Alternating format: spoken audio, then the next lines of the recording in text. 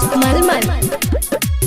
चला के बहिना करे माई के दरसन।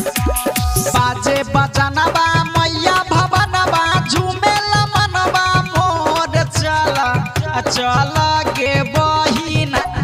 बाजे बजनवा मैया भवनवा झूमेला मनवा मोर चला चला के बहिना चला चला के बहिना करे माई के दरसन। चला चला के बहिना करे माई के दरसन।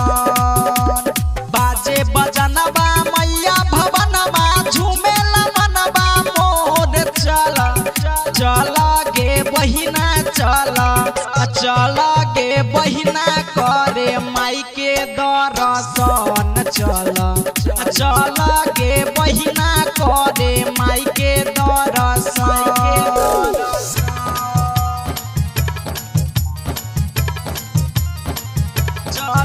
चला के बहिना करे माई के दरसन।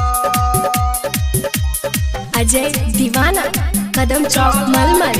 बहिना करे माई के दरसन। जय मैया के भवन पूजबै दुआरी। जल्दी से कर के बहिना माई के तैयारी माई के तैयारी। जय मैया के भवन पूजबै दुआरी। जल्दी से कर के बहिना माई के तैयारी। माई के मूर्ति बैठल छै के बहिना करबै भजन। चला चला के बहिना चला चला के बहिना करे माई के दरसन। चला चला के बहिना करे माई के दरसन।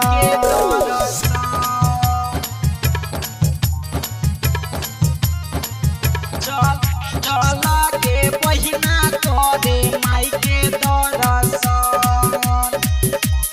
अजय दीवाना कदम चौक मलमल। बहिना करे माई के दरसन।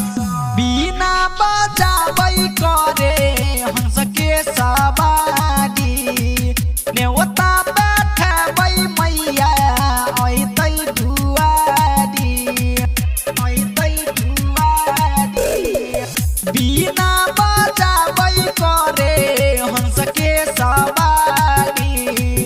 नेवता बैठबै मैया अइतै दुआरी।